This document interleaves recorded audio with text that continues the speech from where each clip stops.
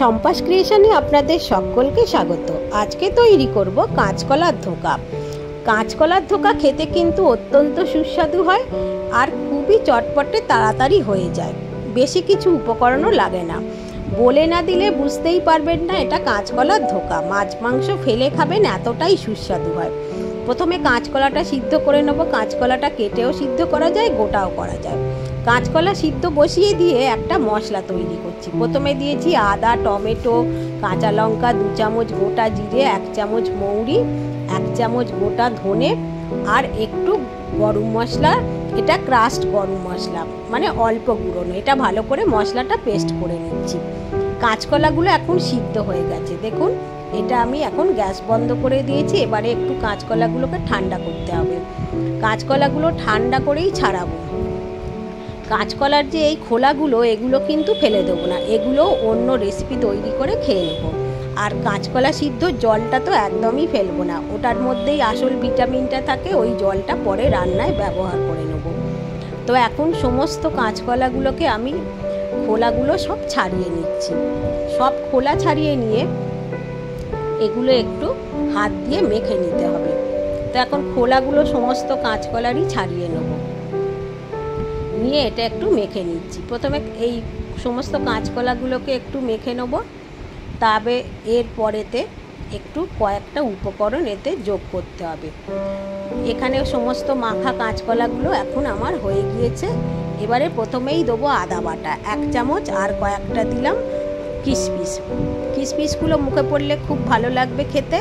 অল্প পরিমাণ মতো নুন, অল্প শুকনো লঙ্কার গুঁড়ো, আর এখানে অল্প পরিমাণে চিনি দিয়েছি, আর ভাজা মশলার গুঁড়ো আর গরম মশলার গুঁড়ো। ঝালটা আপনারা কিন্তু বুঝে দেবেন, এতে খুব বেশি ঝাল হলে খেতে ভালো লাগবে না। আর চিনিটা যদি না দিতে চান না দেবেন। এইভাবে সমস্ত মশলাগুলো দিয়ে এটা একটু ভালো করে মেখে নিয়েছি। এবার কড়াইতে দিলাম 1 চামচ সাদা তেল, দিয়ে ভালো করে তেলটা গরম করে নিয়ে এই কাঁচকলার মাখা যেটা ছিল সেটা এতে দিয়ে দেবো। দিয়ে খুব ভালো করে এটা একটু নেড়ে নেবো। এটা খুব ভাজা ভাজা করার দরকার নেই, অল্প একটু নেড়ে নিলেই হবে। কাঁচকলার সাথে যে সমস্ত মশলাগুলো দিয়েছি তাহলে সেগুলো সব ভালো করে এর সাথে মিশে যাবে, আর আদার কাঁচা গন্ধটাও চলে যাবে। এখন ভালো করে এটা একটু নেড়ে নিচ্ছি। এখন হয়ে গিয়েছে, গ্যাস বন্ধ করে দিলাম। এবারে আমি এটা প্লেটের মধ্যে ঢেলে নেব। এটা একটু ঠান্ডা করতে দেবো। এখন হাত দিয়ে এটাকে একটু চেপে চেপে এরকম করে দিতে হবে। তারপরে এর মধ্যে দেবো বেসন। এখানে আমি 2 চামচ বেসন ব্যবহার করেছি। খুব বেশি বেসন দেবেন না, তাহলে আবার এটা শক্ত হয়ে যাবে, ধোকাগুলো খেতে ভালো লাগবে না। তো আমি এখানে 2 চামচ ধোকা ব্যবহার করেছি। আমার যতটা কাঁচকলা ছিল, আর কাঁচকলার পরিমাণ যদি বেশি হয় তাহলে আরেকটু বেসন এতে লাগবে। আমার যতটা কাঁচকলা ছিল আমি 2 চামচ, ওই জন্যে কম বলে কম ব্যবহার করেছি। তো এবার মাখা হয়ে গিয়েছে। এখন প্যানের মধ্যে সাদা তেল দিয়ে এগুলো একটু গোল্ডেন ব্রাউন করে ভেজে নেব। অত্যন্ত সুস্বাদু খেতে হয় এই কাঁচকলার ধোকা। অবশ্যই একবার খেয়ে তৈরি করে দেখবেন, এই তৈরি করে খাবেন। তো এখন এগুলো এইভাবে আমি ভেজে নিচ্ছি।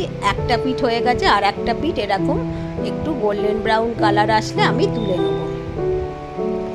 সমস্ত কাঁচকলার কোপ্তাগুলো ভাজা হয়ে গেছে। এবার আমার দেখুন এইরকম একদম সুন্দর করে, এগুলো ভাজাই এত খেতে ভালো লাগে, ভাজাই সব মনে হবে খেয়ে নিই। এটা ভাজাও খাওয়া যায়, আবার কারি করেও খাওয়া যায়, এটা যার যেরকম ইচ্ছা। তো এখন এইবারে দেখুন কাঁচকলার কোপ্তাগুলো আমার সমস্ত আস্তে আস্তে করে ভেজে নিয়েছি। গ্যাসের ফ্লেমটা কিন্তু একদমই হাই করে এটা ভাজবেন না, তাহলে এটা পুড়ে যেতে পারে। এটা গ্যাসের ফ্লেমটা একটু মিডিয়াম টু লোতে করে এটা ভাজতে হবে। তো এখন সমস্তগুলো ভাজা হয়ে গিয়েছে, আমি সব তুলে নিচ্ছি। এবারে আমি ওই প্যানের মধ্যে যে তেলটা ছিল তাতে একটু গোটা জিরে আর তেজপাতা ফোড়ন দিলাম, আর দিলাম একটু হিং। তো এটা একদম নিরামিষ, তো হিংটা দিলে স্বাদটা খুব ভালো হয়। আর যে মশলাটা তৈরি করে রেখেছিলাম প্রথমে, সেই আদা, টমেটো, জিরে দিয়ে সেই মশলাটা এবারে প্যানের মধ্যে আমি দিয়ে দিলাম। দিয়ে এটা খুব ভালো করে কষাতে হবে। এবারে খুব ভালো করে কষাচ্ছি। টক দই দিলাম একটু পরিমাণ মতো, 2 চামচ টক দই দিয়েছি। দিয়ে এটা ভালো করে একটু কষিয়ে নিতে হবে প্রথমে। এখন আমি এটা ভালো করে কষিয়ে নিচ্ছি। এবারে দেখুন এর মধ্যে দিতে হবে আমাকে একটু হলুদ দিয়ে আবারও এটাকে কষিয়ে নেব। এবারে তেলের মধ্যে এখন এটা কষানো হয়ে গিয়েছে।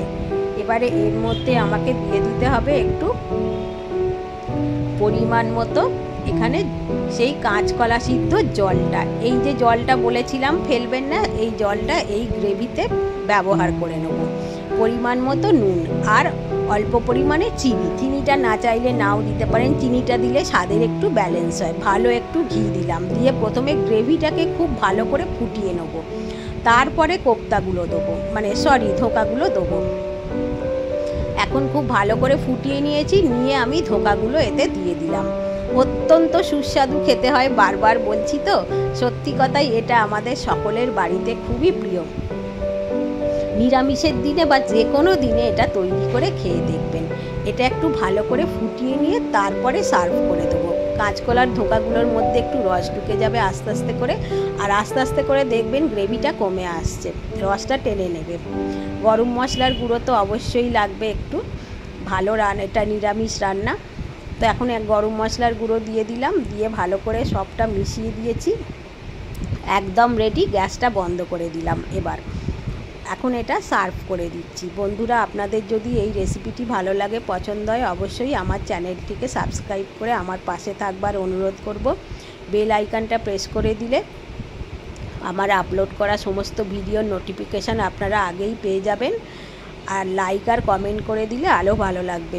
তাহলে বন্ধুরা, আজকের মতো বিদায়। আবার দেখা হবে আপনাদের সাথে পরের কোনো এপিসোডে। ধন্যবাদ সকলকে, অনেক অনেক। সকলে ভালো থাকুন, সুস্থ থাকুন।